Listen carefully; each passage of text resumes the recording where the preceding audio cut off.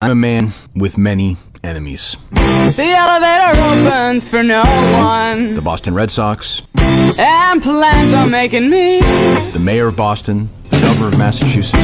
I'm paralyzed into you. Boston Globe. And plans on making me.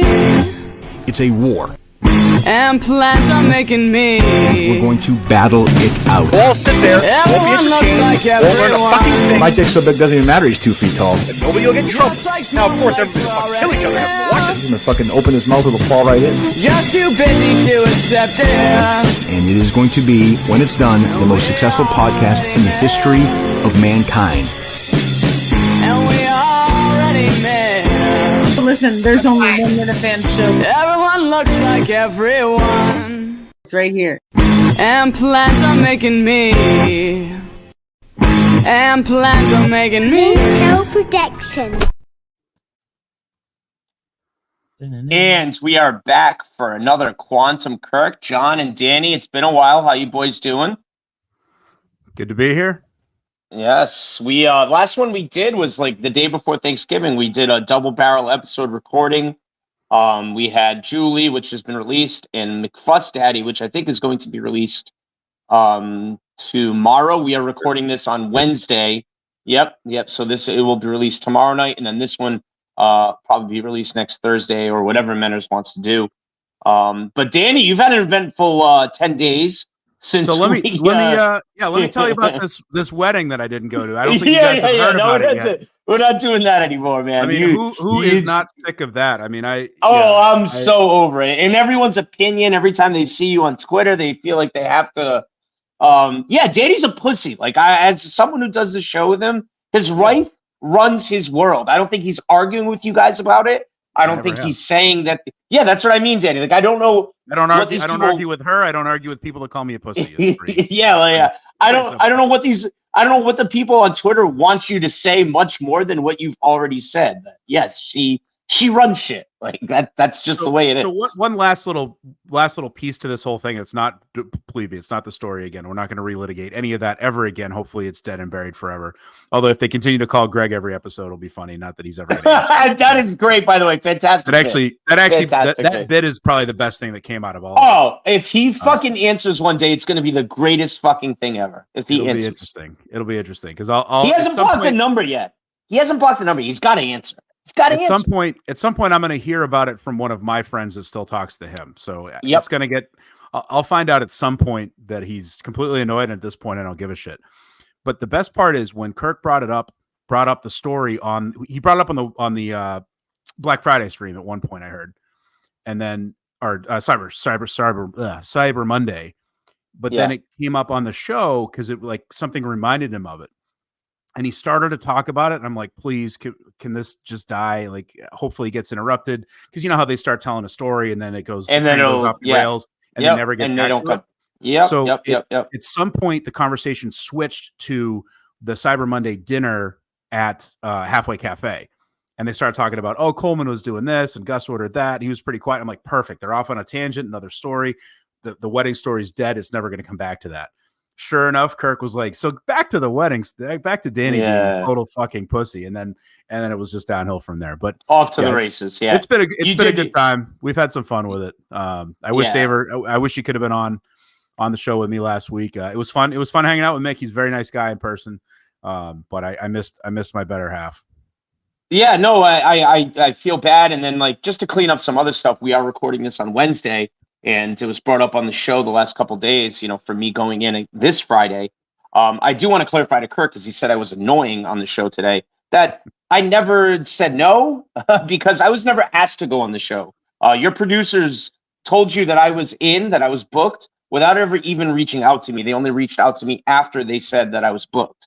So I know it seems like Diva Daver and all this other stuff. I want to clarify that unfortunately, with my job, I can't just take it off on 2 days' notice. And especially the month of December, it's fucking crazy with Christmas parties. And then this weekend is probably the busiest weekend in the history of that stadium. We have Army Navy, Danny. All of your buddies are invading the area. They're expecting over 200,000 people. Yeah, they're expecting over 200,000 people coming into the area for the game. They're not even going to the game. Obviously, the stadium only seats 60,000. But like if you're in Rhode Island, the convention center is set up with cots from all people from the Navy. It's been on the news. Like they're just coming in for the game and tailgates and restaurants. So we're so booked up starting like tomorrow that it would be impossible for me to take it off. But I just want to clarify because it's like, God damn it. Like I was listening to the show and they're like, Daver's in. I'm like, what the fuck? Like, who said that? And here's the thing. And look, I know I got some criticism for maybe not supporting my teammate as well as I could have on the show. That was certainly not intentional. But here's the thing. You know what? Daver deserves shit sometimes. And in this case, he actually doesn't. So I'm going to defend him on this one. But as a side note, Army Navy's a great time. If you ever have a chance to go, I've been in Philly. I've been, and this is the first one outside of Philly. I think that's why it's such like a big deal. I think that's what the So it's like they're I didn't go to the Naval Academy. I went through ROTC to the Navy, but my cousin did, and he was a year behind me. So he'd go every year that I was in college, and I was down in DC, so I was nearby. So we went a couple times. Yes. So there's some crazy rules to it. Like the game kicks off at 3, but even if you have a ticket, if you're not in the stadium by 2, inside the stadium, they won't let you in because of the flyovers and security and stuff like that. Like it's like a big deal to the point where like at work we're hearing stuff that like last year people were leaving their cars on the highway and walking because of the traffic. Like seriously. So like Mass State Police is like super nervous about like if anyone's been on Route 1 in Foxborough, it's not exactly a 4 or 5 lane highway. It's kind of a shit show. So we actually have to be into work on Saturday at like 8:30 a.m. and we open at 11 just because they're worried that we won't even be able to get in. So yeah. It's a crazy, crazy weekend. And then just some other stuff before we start, just to clean up. You went on Mike and the Minifans, Danny. You had your world tour this past week. And I've, had it out with Menners. I'm over Menners. I'm done with Menners. Menners is now communicating directly with Danny. Danny, like, he kicked you off the stream. I'm just sick of Menners' fake Kirk impression. It's getting really, really old to me. He's annoying. He's not entertaining. It used to be funny. He tries to be Kirk. It's not funny. So I've blocked him. I'm done with communicating with him. John, he treats you like shit. I don't know how you always deal with it. But I don't know. Like for a guy who's, like it's just not, I don't see a funny bit in it anymore. Like it's just weird. It's not funny. He thinks he's like fucking God's gift to podcasting and he fucking sucks. If we're being honest, Manners Live is a terrible, terrible show now. It's terrible. It's just really bad. The producer's right here. Yeah, no, but that's not John's fault. No one calls. What can John do if no one calls? Like it's an extension, Danny. It's an extension, Danny, of Mike and the Minifans. That's all it is. Like it's Mike and the Minifans, and now Menners just gets to be like Mike and the Minifans. Then he has Montante and BA on again, and then they just rehash what they just did on Mike and the Minifans. And they make fun of me. I mean, like and then they tell John to shut up if he even like pretends to open his mouth. Like, I don't know. I mean, someone tell me where I'm wrong on any of this. Tell me where I'm wrong and I'll stop. Okay, thank you. That's what I thought. At the beginning of Menners Live, I would send out messages like, yo, call in. But it's like, I don't know, maybe we thought doing Menners Live after Mike and the Minifans would be a good idea because everyone's change still that. on the stream. I did that, and now we've done the test. I don't think it works. I don't think it works. Maybe we do Menners Live on a different night. On a Saturday night, I think if he's available, I think that way you're separating it, Friday and Saturday. It's not all in one. I don't know. I'm just saying, I used to like Menners Live, used to be entertaining. Now it's just him wicked high and just pretending to be a cunt to everybody. It's weird. It's just weird stuff. All right, so let's get into Quantum Kirk, though, now that we got all that cleaned up. Danny, would you please kick off with the name of the episode and the date, please?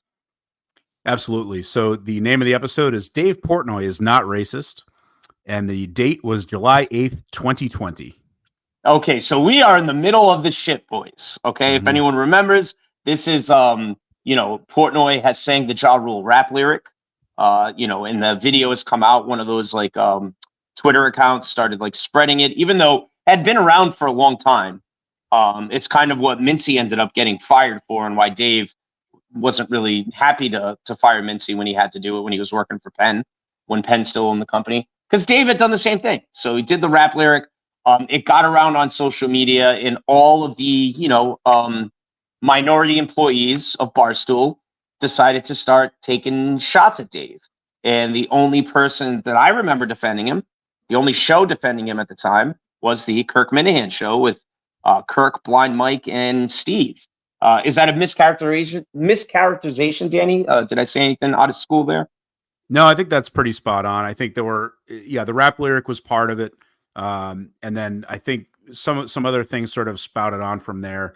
I think Dave made a few comments that maybe, didn't necessarily help his cause. People jumped on him. I think, and we'll get to this in a bit, but I do think there weren't a ton of people out against him, but there were not a lot of people also actively supporting him. That's what he was kind of mad about. I think that's what he was. I don't even think he was mad at the people. I mean, he was mad at the people. He said he hates the people that were taking shots at them and shots at him that worked at the company. And I don't think any of them are still there, to be honest with you. No, they're not. And obviously he couldn't actively get rid of them at the time because then he'd be even more racist, right? But the fact is a lot of them have made their way out on their own since then. Their own. But I do think that he has a long memory of who didn't come out and actively support him either. And I think that's what's a big deal to him. Even though he never credits Kirk. It's kind of weird. He literally never credits Kirk when they talk about the summer of 2020. Kirk has to remind him every fucking time. He never just actively says, yeah, Kirk had my back, But yeah, from what I remember, you never hear, Kevin Clancy wasn't running to the streets to say Dave was a good guy. Big Cat, PFT was actively kind of going at him. And we'll hear that if you listen to this episode. Kirk is not a fan of PFT at all in this episode. So it's kind of weird to see where they are now, where Kirk is literally, bludgeoning him this whole episode, calling him a liberal pussy, I think is what he said a couple times. But what's the first thing that jumped out to you, Danny, when you're re-listening to this episode? This was a good re-listen. This was a great one. And part of the reason we picked this is because the episode opens with discussion of our old friend Josh, who claimed to be a friend of the show for a little bit, but was one of these producers who was, coming out against Portnoy. And I don't think he's a producer. I think he was social. Like he worked with Gaz. Oh, I think you're right. He was on the social. He was not a pure content guy. That would be for sure. Or a more producer behind the scenes. Like he was strictly social. Yeah. Go ahead. But remember the interesting thing about him is when he came on the scene, he was actually willing to have that interaction. And he was, on Twitter going back and forth with Minifans, DMing with Kirk. I believe he came on the show at some point later. He did. And I actually, and so maybe we'll get to that episode at some point. So he was one of these guys that was, quote unquote, willing to have the conversation. So he's given a little bit of benefit of the doubt there. However, it all went downhill as Kirk predicts in this episode. He's like, "This is not going to end well. This is going to be very. This guy's not a Minifan." He says, "Don't let him fool you. He's not a fucking Minifan. Like he's a snake in the grass." Kirk nailed this one. This is one that exactly. Kirk was right. And pretty soon after, and this gets referenced all the time, the whole thing with the pistol whipping and whatever the fuck happened. He calling Harry Minahan a racist. Yeah, that's right. Yeah. So his legacy lives on as a complete douchebag, but this is where things were kind of heating up. So what's interesting is you've got Blind Mike actually interviewing him, and Kirk is a lot more angry with Blind Mike than he is with Josh after this interview. Yeah, but John, before you play the clip, I just want to say something on this. Re-listening to this episode, I don't know if either of you guys got the feeling. This very, very, very much reminds me of like right now with Kirk, just Andrew Augustus, just like, he's up Andrew's ass. A playbook on how to work for Kirk. This is how to work for Kirk. This is what will happen. Like if you try something, you're going to be judged. And if it's not perfect, he's going to come down on you like the fires of fucking hell. And that's why he's the best. And that's why Mike's a fucking idiot and got better. And now he's sitting there and everything. But it's like, if you want to be like, try a network show, or you want to be a Minifan that gets mentioned or blah, blah, blah. This is your fucking playbook, dude. This episode, because like he tells you exactly what you shouldn't do. Yeah, so I'm listening. I'm re-listening to it, especially this clip that Danny and John are about to play. It's uncomfortable. It's very much like when Andrew fucks up right now, like he's up his ass. He's like, no, that's not what you said. This is what you said. What do you mean by this? And then basically you have Steve sitting there trying to be like, like not disagreeing with Kirk totally, right? But also not trying to bury Mike. Like Coleman now is trying to do that, right? Because he got accused of burying Gus the first time. So Coleman goes out of his way to try not to bury Gus, but he also doesn't want to disagree with what Kirk is saying. It's literally spot on, Daver. Spot on. Yeah, it's literally what's happening right now. So go ahead, play a lot the clip, of parallels John, today, definitely. Yeah. Something like that. He kept saying, Mike, when you say that's not what I really meant, and it's something similar, those are opposite things. Similar and not what I really meant are not the same thing. Okay, he kept saying, you get what I'm trying to say, right? And I was like, yeah, I get what you're trying to say. That's what he said there. He says it later. Yes, he does. But not later. He 50 times. Play the cut again. I don't care. I do appreciate, like, I even said to Kirk, I was like, he's like when I was getting attacked, he was like, hey, sorry about my fans. They're a passionate bunch. Like, I don't know if he said that exactly. He said something similar to that, but he was like, very passionate bunch. Like, you'll get used to them. You know. Yeah, I don't get it, but I'll be more alert to that next time it happens. It just didn't strike me in that moment to go after him. Rule number one is you don't. The Minifans are it for us. They're it. After me, they're the most important thing. Right. Like that's it. I didn't take that as him. The idea that Kirk Minahan would say to who? JDM. When they did nothing inappropriate, I am sure. So yeah, if anyone didn't get that, if you don't listen to the episode, you should. It's good, especially like the first hour or so. I think it's really, really good. Mike interviewed Josh on a network show. I'll give the whole parameter. Blind Mike interviewed Josh, and Josh said something along the lines of, DMing with Kirk, and Kirk said that, the Minifans can be assholes or whatever it was sometimes. And, Kirk is like, I would never, ever fucking say that. And Mike let it slide. So Kirk is extremely mad at Mike in this moment for not, going after Josh when Josh said that, because Kirk is basically saying, Mike, I would never, ever have said that. And then Kirk went on to read the actual DM. And yeah, it wasn't even close. Like, he never said that, we were attacked. Sorry. He never apologized for us attacking him. He would never do that. So Danny, thoughts on that? Yeah, no, it was funny listening back to this, because you feel that level of uncomfortability, and you can tell, this is the old days, right? And this is the old Mike.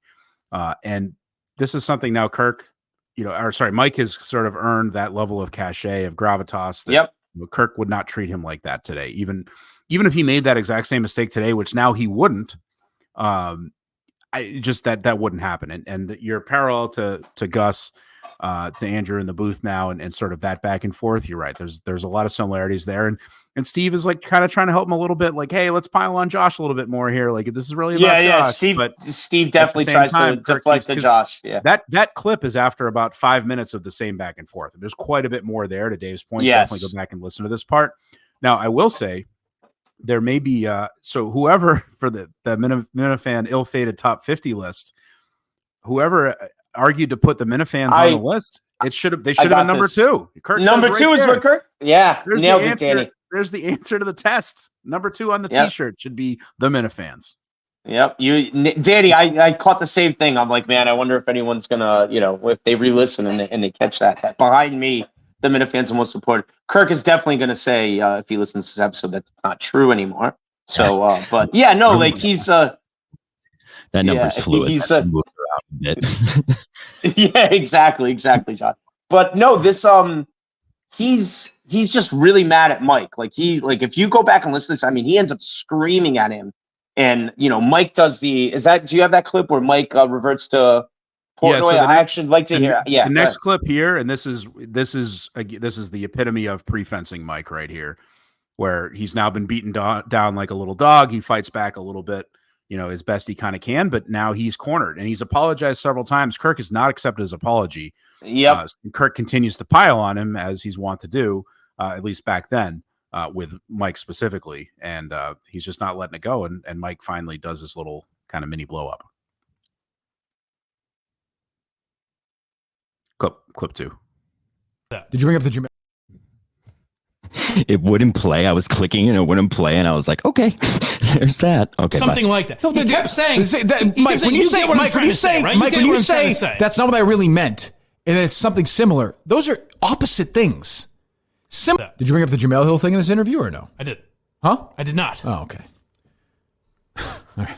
Why would you? I'm sorry. 45 minutes of you fucking pontificating. We were talking about specifically the Barstool stuff. That ties into it. Okay, I did a shitty job. What do you expect from me? That's what you say all the time. You said it's going to be shit before that we did it. You said it's going to be shit. I don't know why you're that surprised by it.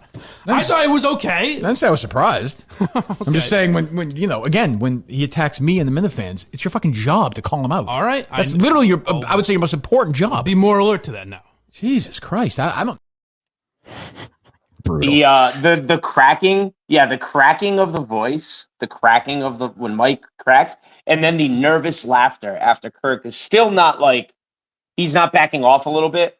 And Mike kind of gives like when he goes, I didn't say, I know you did a bad job. Like Kirk is agreeing with him. Like Mike's kind of trying to make a joke and Kirk's like, doesn't have it. And Mike does the nervous laugh, man. I feel for him in that moment. I really, really, really fucking do. Man. And it's a tribute to Blind Mike and his maturation and matriculation and improvement, self-improvement and commitment to his craft, I think, since then, and his mental health, that you'd be hard pressed to find one of those voice cracks, I think, in the last 2 years. There may be a couple thrown in there, but you can tell it's a little bit more controlled. This is one where he was just sort of sent off the edge a little bit. And I don't blame him. I think, and again, if the same scenario happened today, there may be some similarities, but I think both parties would probably handle it a little bit differently. But again, I don't think this wouldn't have even been a topic now because it wouldn't happen now.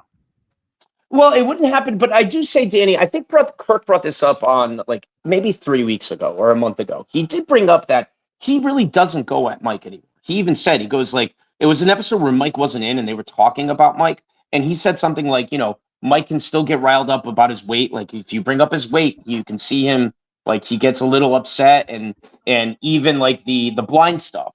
I think Justin was in because Justin kind of defended him a little bit. And, he's like, well, Justin's like, well, I think it's because, he always hears it. And it's like, Kirk's like, yeah, but like there's Mike's because someone was saying Mike wasn't sensitive.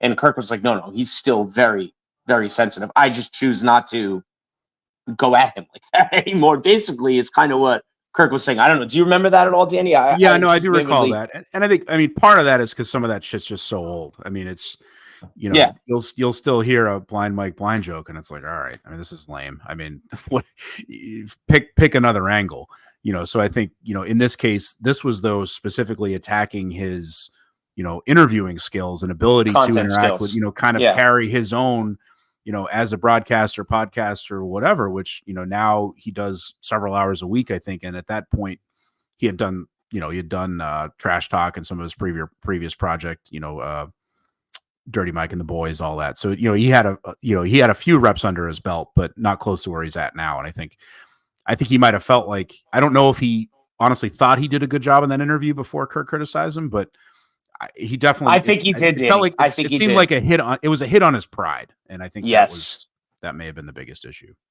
Yeah, I think he went into that episode thinking that he thought he did a good job, and to hear Kirk basically open the show. If you guys re-listen, it's the first 20 minutes is just Kirk lambasting him for this in that particular cut. I mean, I think Kirk made Steve play the cut 5 or 6 times because Mike was pissing him off because Mike was arguing that that's not what Josh said. And then he would just replay the cut and be like, that is exactly what he fucking said. So in Kirk, it's one of those things where Kirk, when you argue with Kirk, man, like you can't like he will go back and be like, no, listen to what exactly he said.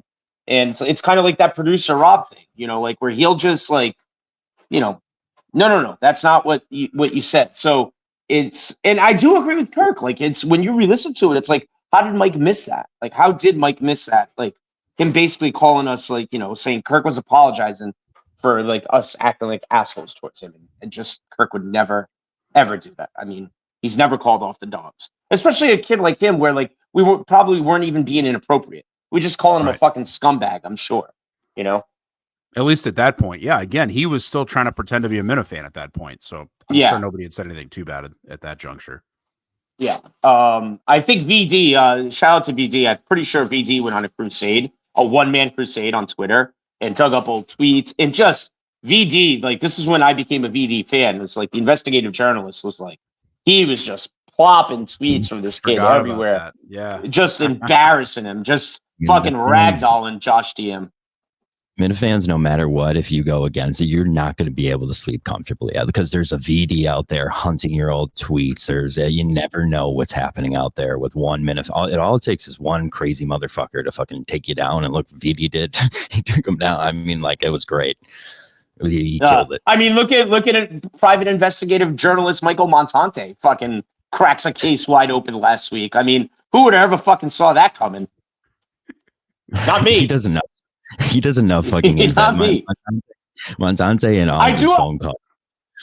But I do got to give him credit on this though. He I texted him and I was like, hey, what is this all about? Why did Kirk quit the dozen? Just because Montante, will talk. He talks to everybody. So if there's anyone that's going to know something about like what's going on in the show, like a rumor or whatever, Mike would have heard from somebody. And he goes, I know what's happening, but I'm not going to say anything. So I thought he was actually joking. Hold on. I thought he was actually joking. Like, you know what I mean? Like, I thought, oh, he doesn't know anything.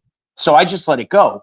So listen to the show the next day, and it was him that was cracked the case wide open, and he wouldn't say anything to me. I was actually a little proud of him. Yeah, I was a little proud of him, to be honest with you. Even his best buddy Dave, one-on-one. Yeah, he wouldn't. But I thought he was like joking around, saying like, I know what happens, but I'm not saying. I thought he was like, yeah, exactly. I was like, all right, Montante, sure you do. Sure you know what's going on, But yeah, so interesting stuff. All right, Dady, I'm going to let you take over the lead here for a little bit. What else jumped out at you from this episode, from this whole interaction? So I think just the last sort of part of this segment, they do transition into the Portnoy interview with Barstool Chicago. Maybe we can get that and then get to some of there's a lot of good random shit in this episode as well, but I think this is the last clip that I mentioned to you there, John, the 2135.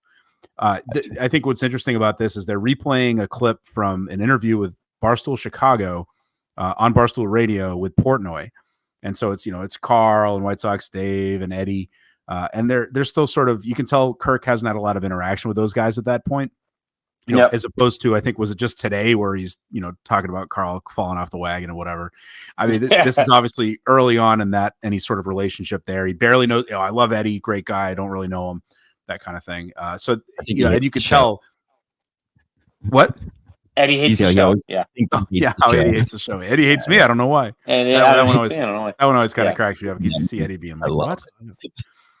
And so what's funny about this interview is you can tell these guys are this was just such a weird time. You can tell they're afraid of getting called racist, getting in trouble, getting canceled, whatever, but they know it's a big get to be able to interview Portnoy.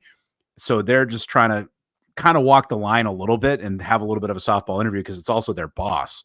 But at the same time, you can tell they're not really ready to come out and do like, Kirk has done and say, look, Dave Portnoy is not a racist. So to that point, Dave Portnoy, clip number 3.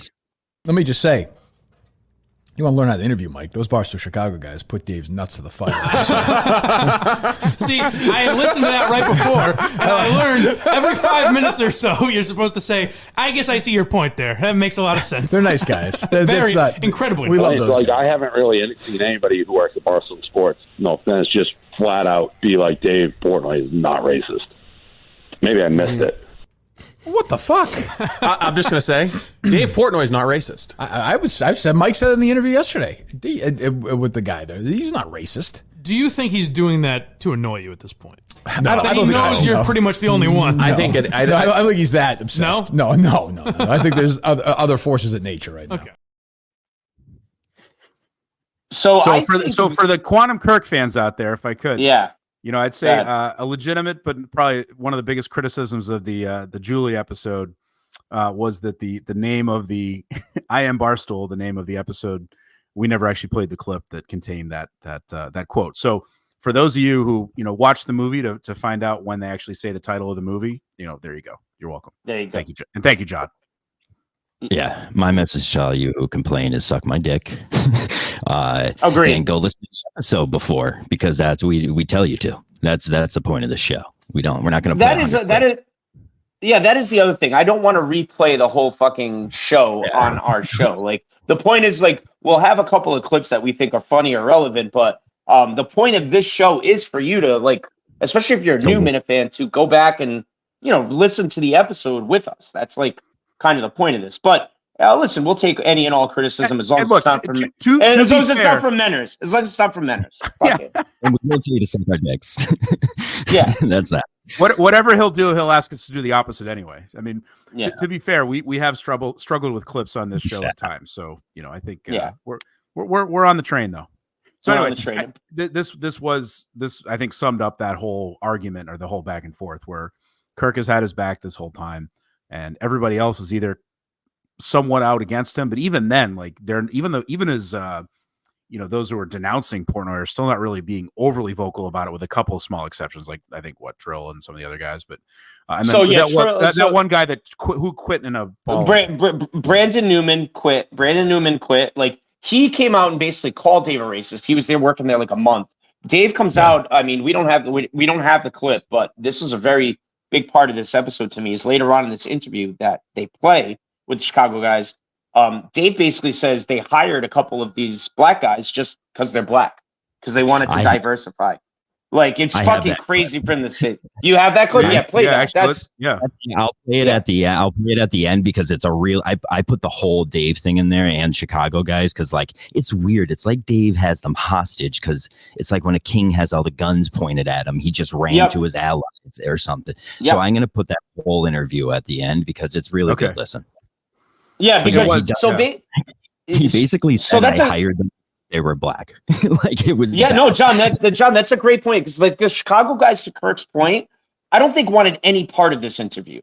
They didn't want to touch this subject. Like they were just white guys in 2020 who were scared to death to be fucking canceled at this point. And they were working for a guy who the internet was trying to cancel at that moment. So I think that they had Dave's back, but they certainly weren't like, hey, yeah, Dave, you're right. Fuck these guys. Because like it was like everyone was scared to say anything remotely out of school. And Portnoy just comes out and says, hey, listen, if you want me to hire more diverse, and then this is the way that they're going to act, fuck that. Like, it's kind of wild. He's like, Brandon Newman, he's like, if he was a white guy, we wouldn't have hired him. He's talentless. He sucks. And I'm not air quoting. Portnoy says, So you'll hear it at the end when John plays it. But yeah, I did a double take at a couple of his quotes because he did one of those things like, I probably shouldn't say this. And then he waits about 10 seconds. He circles back around. And then, of course, he comes out and says it. And, basically says, look, these were diversity hires. And, there are white people that are talented that I can't hire because I'm trying to hire these other people because of the color of their skin. And I was like, holy shit, I don't remember people being that forward. And no, they weren't. Like, I'm surprised he didn't get canceled for that, to be totally honest. I am as well. The fact that hasn't become a drop or come back around a few times was an interesting one. But so, yeah, Brandon Newman ended up quitting, I want to say, like a month or two later. Trill Withers as well ended up quitting a month or two later. Willie Colon, I think, lasted a few more months, but when Barstool Radio ended, when they lost the Sirius contract, Willie, I think, hung around for a couple more months, but he's gone. And those were I said Trill Withers. Yeah, I said that. Okay, yep. Yeah. So those three, I think, were like the ones that literally did a podcast. Like talking about it. I think Zal was on there too. Yeah. Where they just like, do we work for a race? It's like basically Dave has so go ahead, John. I'm sorry.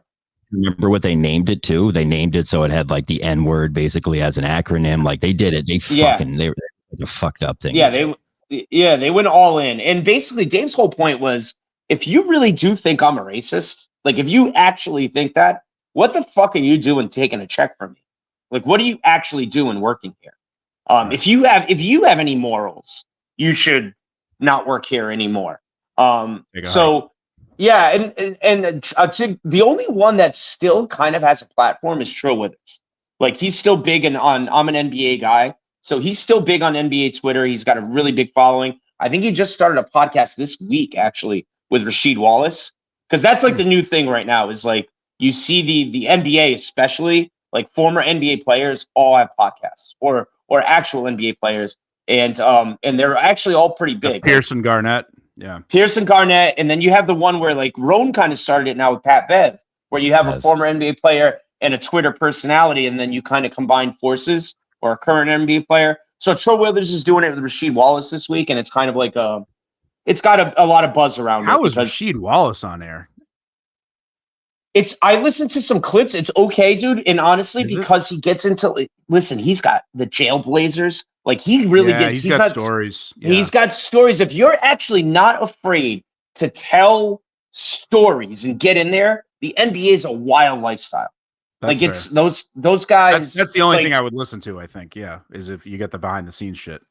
And that's what they do talk about. Like if you're like breaking down X's and O's, you deal with that shit. But like where the Pat Bev stuff and all these guys, the clips that go viral is them either talking about, shitting on other players or hooking up like the Gilbert Arenas stuff. Like his podcast is pretty big just because like he'll talk about anything, So yeah. But other than those guys, Dave, in solidarity, are you willing to rap a few bars of Dave's rap just to show your support? I don't even know what the fuck that means, Danny. All right, moving on. Yeah, Danny, that was terrible. That was bad. You know what, Danny? Greg might be right. Hashtag Greg was right. Hashtag Greg was right. No, so to get back on track, Danny, what like Brandon Newman, I haven't heard anything from. I don't know if you guys even know. Like someone said Willie Cologne's at WFAN, but he can't be doing anything. Like radio's fucking dead. So it's kind of funny that those guys. I think it was actually on today's show that he's with Craig Carton now. Okay, there you go. Yeah. So that's a barrel of laughs. But yeah, so it's interesting that all those guys did, if they could go back in time, if they could take truth serum, would they burn that sort of bridge, to be doing what they're doing now? I wonder. Yeah, because maybe. It seems like the world's gone back to normal. It's fucking normal. Kind of. I guess the new normal, maybe. But at the same time, if this was an issue then, and granted, this was when tensions were as high as they've been in, since that I could ever remember in my lifetime. Yeah. I mean, it's possible that if these issues were brewing, it still would have come to a head at some point. I don't know. It just didn't seem like they were a great fit. And so to bring it back to what we're dealing with and looking at today with Barstool Survivor and Alan Aguirre and these assholes, I think you once again have these people that go and work at Barstool and don't really pay attention to, what's going, like what the history is or any background. And then all of a sudden they're surprised, when Kirk Minahan, threatens to burn down a house or Dave says something crazy, and they're complaining about the conversation happening during during Surviving Barstool. It's like, what did you people really expect?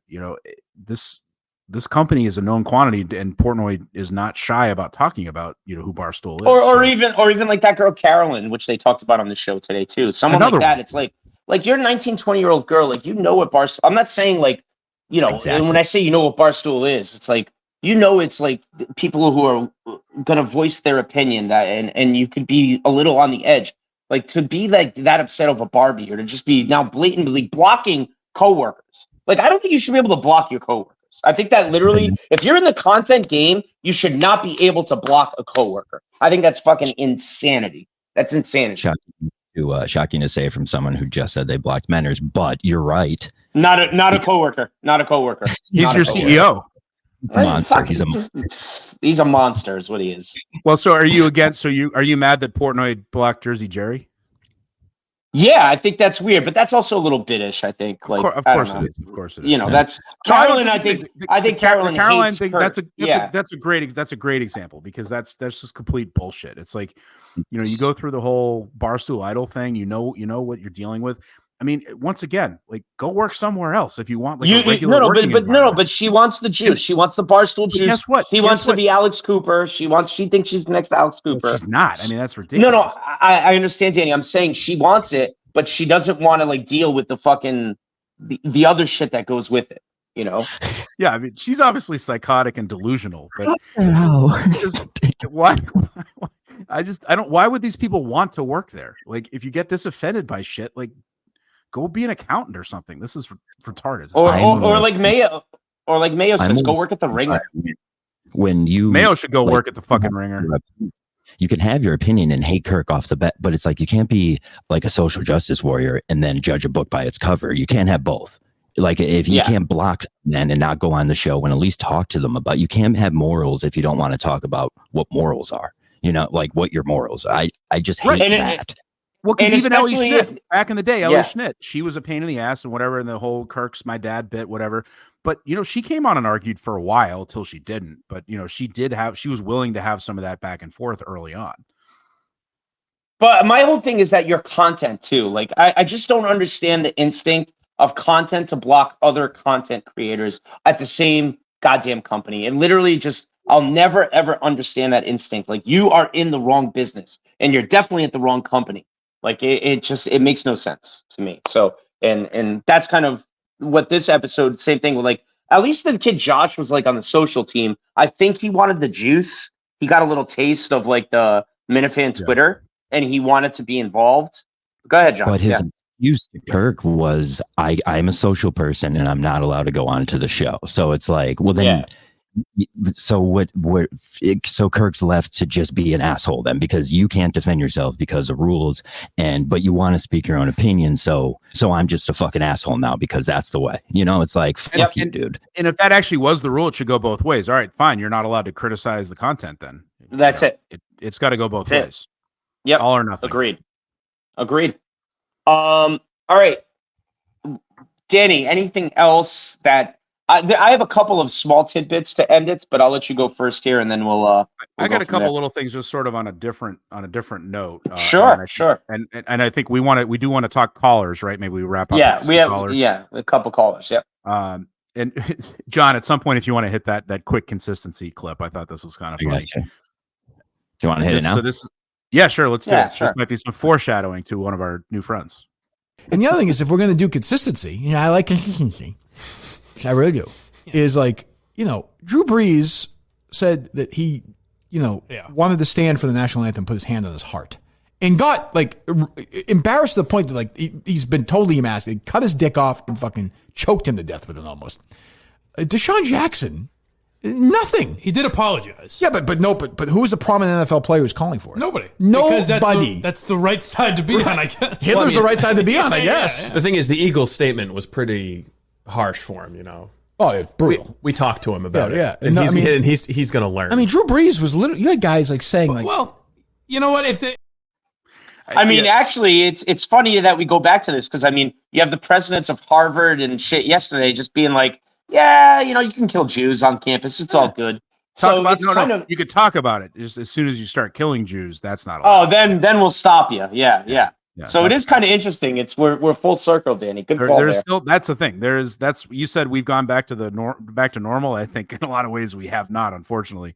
It's now focused on different groups of people. But I did like the consistency. But yeah, shout out to Steve from Gloucester. I mean, it's like he knew a couple years from now you're going to have somebody doing a consistency podcast, and it's just an amazing premonition by Kirk. Was this after the Lisp show? Yes, it was. Yes, and that actually gets brought up because a caller who we'll talk about in a second actually calls in as Kirk's Lisp, and then becomes someone else during the call. So let's bring that down. So it's kind of funny. This is after like the episode. I think Kirk was traveling or something like that, where he says that he's it's the microphone that he uses that gave him a lisp. So this was a big joke on this week's shows, where he's doing a lisp. So he kind of made fun of himself there. And it's funny, Danny. I mean, it did jump out at me when he said the word consistency too with a lisp. It was fucking it's like, holy I'm not even shit, sure I think he was trying to imitate was he making fun of himself or was he imitating I think he's making fun of himself. No, he's making fun of himself. Yeah. He's making fun of himself. Yeah. So so while we're at it, do you want to play that clip? No, I got one more like small little nugget and then we'll end it with that, and then I've got just some little guys and then we'll hit the clip. Yeah. So I got one little nugget at the very, very beginning of the show. It kind of like going back to now where they have a bunch of animal crackers right now in the studio that someone sent. And then obviously you have that guy, Cain is Abel, drop off flowers today for Kirk as well. So a lot of stuff being sent to the studio. And on this episode, Kirk has a present right at the beginning and it's a book. And someone sent him a book and it's like about, what was that movie, Glory? It starred Denzel Washington and Matthew Broderick. I think everyone saw it in school when they were a kid. I know I did. And I guess it's the actual book that the movie was based on. And they start talking about it and they go back and forth. And I'm actually wondering, I'd love for Kirk to answer this. Did he ever read that fucking book? Because Kirk was making fun of it. And then he opened it and goes, oh, this is actually pretty good. I think I might read this. So I actually want to know, did he read the book? So that's the only question I have. Like he starts by throwing it, and then Steve tells him Steve tells him what it is, and he's like, "Oh shit!" He picks it back up. He's like, "Who the fuck is sending stuff here?" Because at this point, I don't think a lot of people knew the address yet. Minifans weren't exact. Like, there's no third chairs, nothing like that. There's still, it's not known the way it is now. Now you could fucking listen. We could all show up there and just fucking sit down and show at this point. Everyone knows where that studio is. It's interesting. So yeah, Danny, I don't know if that interested you at all. That caught your eye. A little bit, yeah. There was definitely a little bit more of a shroud of secrecy. I think, especially with Steve Robinson as producer, not knowing, how many firearms may have been pointed at you at any given moment when you walked in the studio. And of course, there's a very funny Simply Safe ad read, which how they don't have. Maybe they do have Simply Safe actually hooked up in the studio by now. I would think they would have by then.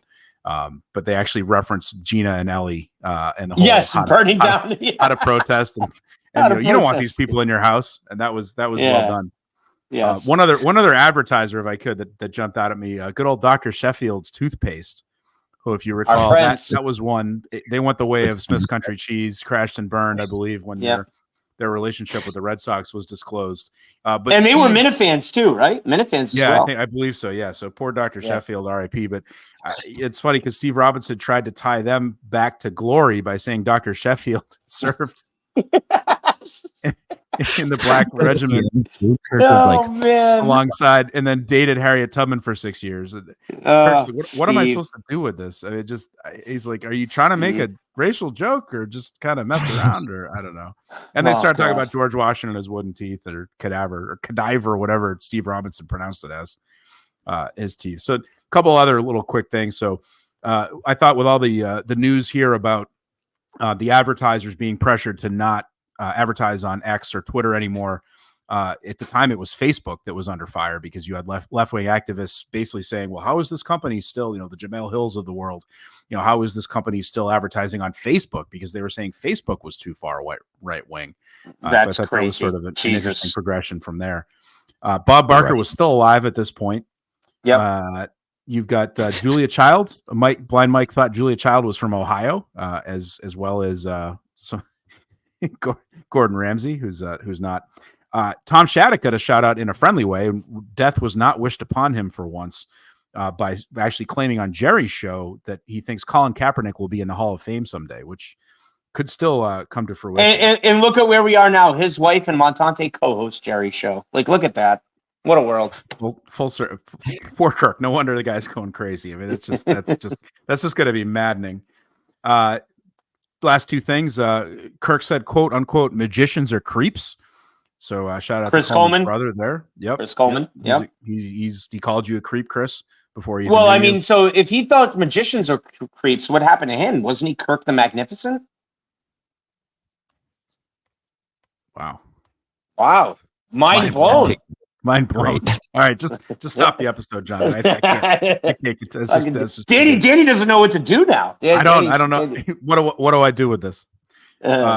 Steve from Providence, this is the day after he called in and described the story about his walking in on his parents having sex. So that was a good one. We'll have to go back and review that. Maybe we can get him. I want to do that episode, Danny. I think that's like to me, it's a top 10 episode in my catalog. We've done a couple of mine, but that's an episode that like we've talked about. I want to save to see if we can actually get like a guest on here to do it with us, like a Tim and Canton or Steve from Providence, who were in studio that day.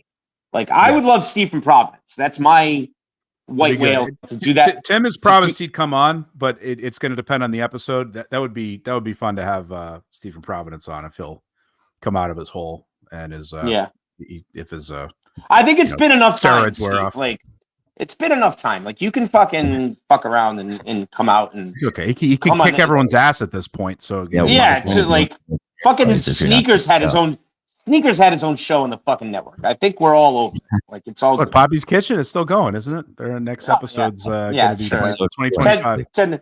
Sneakers is pretending to hate the show again now, so it's interesting to see him turn back. It's all very fun with my buddy. It's all very fun with him. I know, your best friend. My best friend. Last point before we get to the calls. This coming weekend is when Mike meets Alba's parents for the first time.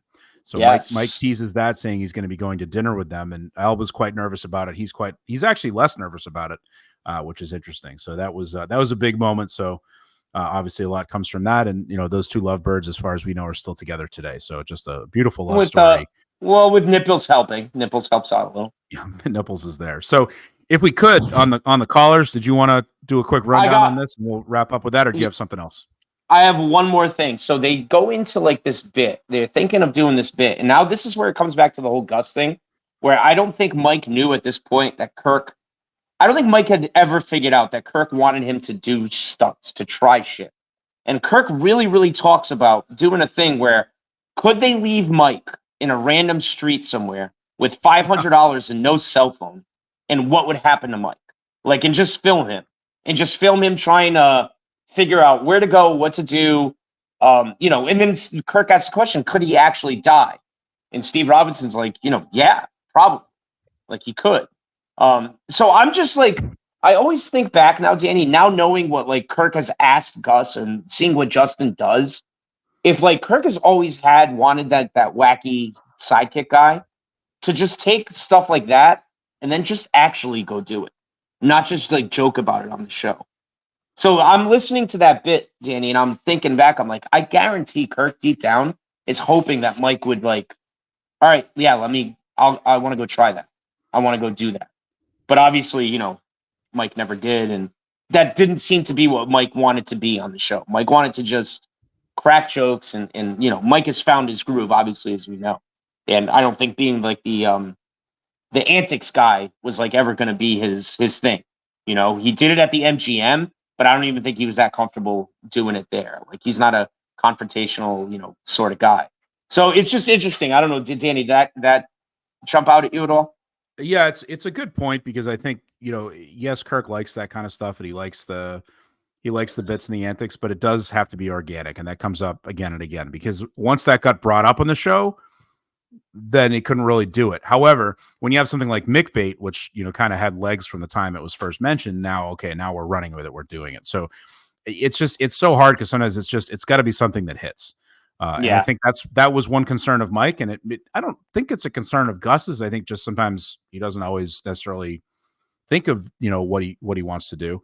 I'm just saying that, Danny, this sounded to me like Kirk really wanted to do this with Mike. He was really into. Yeah, that's the vibe I got. I'd have to listen to that part again.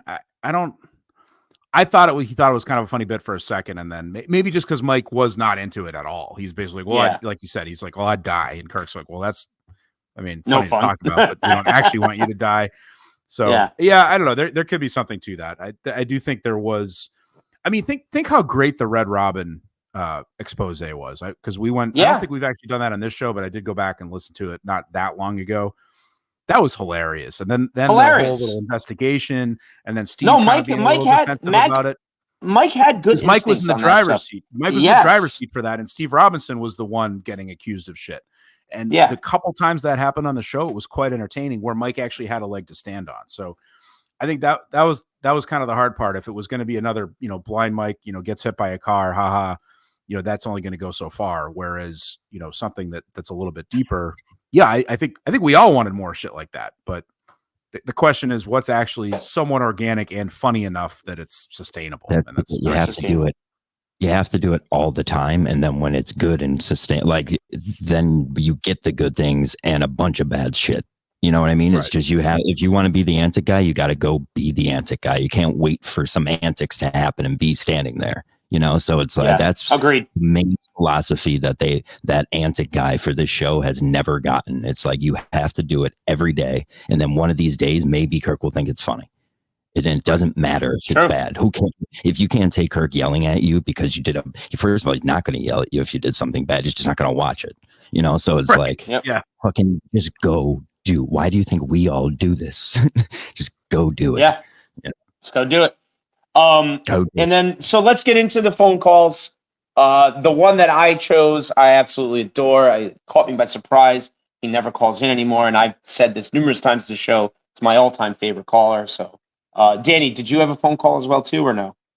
I didn't have a clip, but I had just sort of a little list of some people that called in, and maybe one we can add in later. But yeah, we'll listen to this one, and then we'll hit some It's a main hit. Yeah. Hang up. Cunt. What's up, guys? It's Kirk's list. How you all doing this morning? All right. We just took one, but go ahead. What do you got? Maybe you'll be better. What's up? Listen. There's a lot of topics we need to cover on today's show. Steve, Mike, you guys ready? Sure. Go ahead. Yes. Go ahead. All right. This is great, Mike. Anyways, it's your dad. How are you, buddy? There's always that chance. Dirty dog. What's up, Mr. Geary? How are you, sir? Oh, you know what? This is actually interesting because we were just talking. How old were you, Mike, when your parents split? 9 or 10. I forget if it was 98, 99. Okay, but 9-ish, 10-ish? Yeah, 9-ish. So I don't know if you heard from Steve from Providence or not yesterday, Mr. Geary, but he was talking about how... Oh, that was a fantastic story. Yeah. So did Mike have a similar experience? Because he's claiming he doesn't. I don't know if he's... Because some people block that out. To be fair, I don't remember a lot from that time. Right. So maybe I just blocked it out. I could see that happening psychologically. How loud were you and your ex-wife during sex? Oh, me and Lisa Geary would go at it for hours on end. I used to lock Mike in the basement so we wouldn't get any ideas. So perhaps that's why I don't remember. Can you see how that could be damaging psychologically? So you were trying to protect Mike. It was a fatherly instinct. In a way, it is sweet. In a way, sort of. But the fact that he said so he wouldn't get any ideas. Is a little... Well, I mean, how loud would it get? Like, what would you say? I'm confused. I'd probably see my obvious tagline of, "Oh yeah, Lisa, there you go, right there. Yeah, get that finger up my ass." Oh Jesus! I'm sorry. You don't have to apologize for anything. You're divorced now. You don't have to answer to her anymore, Pop. I like they told that whole story that he apologized to Steve for putting interrupting Steve's soundbite. That's very nice. Go ahead, Mr. Geary. Please continue. No, it's okay. No, I've got some breaking news for everyone. Oh man, it's just he was so good, man. He was so fucking good. I yell at him every time I see him for calling in and putting in his fucking chicken tenders order. He fucking ruined such a good thing. He could come back at any time. He just has to do it right. Nah, Kirk knows the voice now, though. Kirk knows the voice. That's the problem. He knows the voice. He calls him out anytime. Has gone through this before where like you just go through a period where Kirk's like, nope, hang up on this guy. And it's like, you did nothing. It's just like, keep doing it.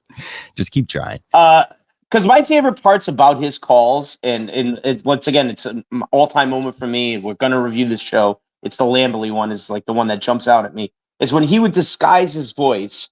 And then about, like he does here, 20, 25 seconds in, "Hi, Mike, it's your dad." Like, it's just, the whole room would like die laughing because it's Pastor Jose. Pastor Jose, yeah. It's one of the times I remember where I was when a moment happened on the show, like Danny does every moment, which is weird, but was when he did the first like he fooled them, and I was like, I remember exactly where I was. It's like I was dying. Me too. Laughing, like, dying. He's a dying. Yeah. So. That was a great phone call, and I too love the fact that he knows Mike's mom's name and he's calling her Lisa. It's good on Mike for being able to take it too. Like we kind of give Mike some flack here for being sensitive pre-fencing, but I do give him a lot of credit for running with a lot of the stuff that the show ran with, like especially with his mom. Like I'll say this, I'll never forget when he interviewed his mom on the Thanksgiving weekend a couple of years. Like that is an all-time. Like you're willing to do whatever for the show moment. So I do want to give Mike. He has balls.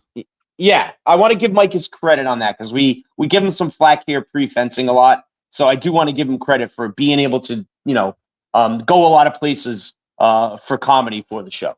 Yeah, it's like don't call me chubby, but go ahead and talk about fucking my mom all day. I don't give a shit. Exactly. All right. Well, hey, you know what? I'm kind of over these blind jokes, but my mom's stuff. Go for it. I don't care. Yeah, she's whatever floats your boat. I mean, obviously, his mom's pussy does when it gets wet enough. Oh. So if we could just continue on the calls, and then we'll kind of bring it on home here. Wow. So this was so. First off, did you notice, Daver, that Kirk mentioned how bad the calls were the day before? Yes.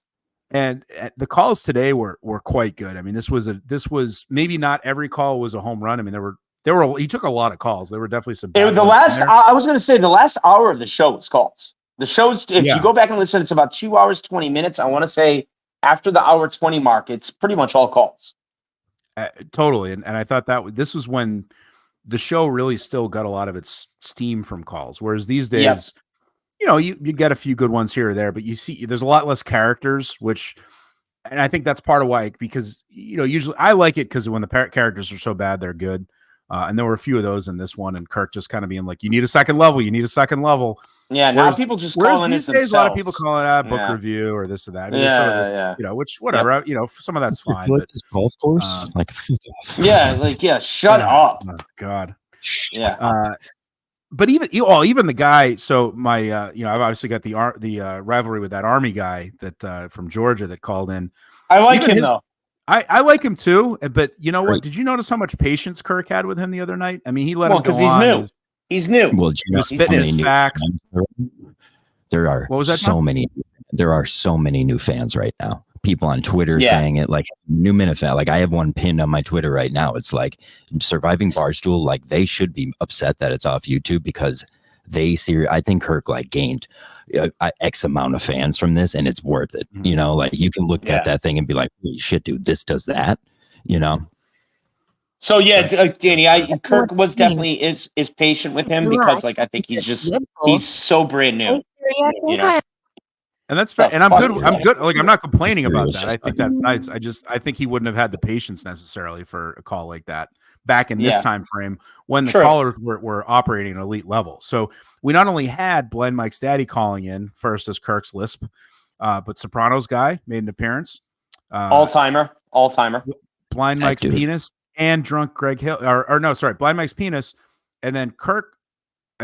Basically his theory is that Blind Mike's penis and drunk Greg Hill are the same person. Person. Yep. Yeah. Which I know for a fact they're not. But colors are SNL casts.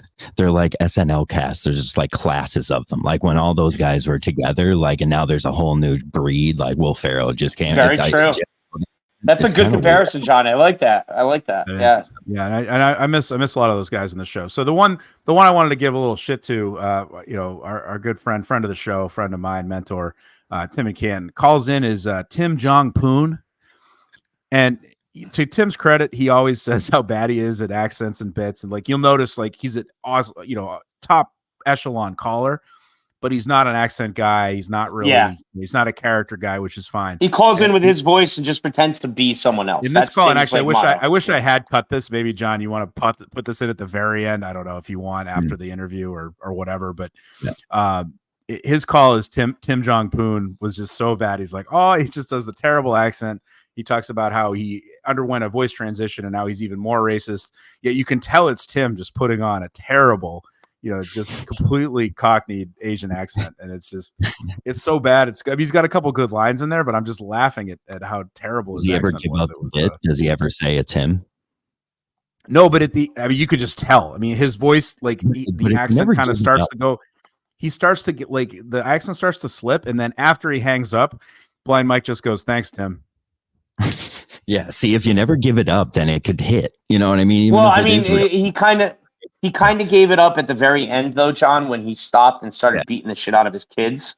So, that kind of gave it away that it was Tim and Ken, So, you're taking me to my car. You're taking me to my car. Got him. By the way, love Tim. Tim's the best. Oh, he's the best. He's the best. He cracks me up. The Tim and Ken beats his kids fucking narrative is one that will never die. I hope. I hope. Of that. We can only pray. All right, boys. Anything else, Danny, John? I think we covered most of it. John mentioned John mentioned our segment of where were we when this happened. Well, I learned my lesson last time I did that because that led to a whole bunch of shit. So what other wedding didn't you show up to, Danny? Well, I mean, this was the middle of COVID. We had a 4-month-old at that point, so I can guarantee you I was doing nothing. I might have been mowing the lawn for this one. At best, maybe going to the store with a mask on to get milk. I'm going to do this one last time, Danny. Or maybe your wife let you out of the basement for an hour so you could listen to the show that day. Well, I might have been. I was probably listening to the show in the basement with headphones on because I couldn't disturb her or the baby. So. I was allowed to come up and do diaper. You were allowed to come up and cut her lawn. Yeah, you cut the lawn. Yeah, and I could breastfeed the baby. That was about the limit. I have that outro, so I'll play that Dave clip to get out of here, and we had that Chicago clip. So. All right, boys. Fantastic, and we'll see you next week. And yeah, awesome. Keep on trucking. Have a good one, guys. Till next time. Keep on trucking. I don't know. All right, comes out and is like, Dave Portnoy is a racist. Then that's different from somebody who just walked through the door and is like, oh, by the way, based on this video, he's a racist. Right. That's the thing the kid was saying last night. He's like, I've maybe talked to him twice or something like that. So they don't interact with each other even. Right. Let's try and move on from that interview. All right. Let's hear the. I think I can say we were all on your side, right? Because I do want to make Barstool a place where like everyone's welcome, and the reason we're hiring, Brandon Newman, is because we want to diversify. Like, no offense, if he's white, he's not fucking hired. Not a million fucking years. That's what I was going to say before, because we got 9 gazillion people who want to work here. Well, why? But you said you weren't going to say that. Well, these guys coaxed him into it. Well, he said it was live radio. I don't want to say that. Well, he's saying Brandon Newman's resume, if he's a white guy, he probably wouldn't get hired. I don't think he said resume. I think he was talking about pure, like, actual talent. Well, but that's what I mean. Like, that's what I mean, bro. His whatever.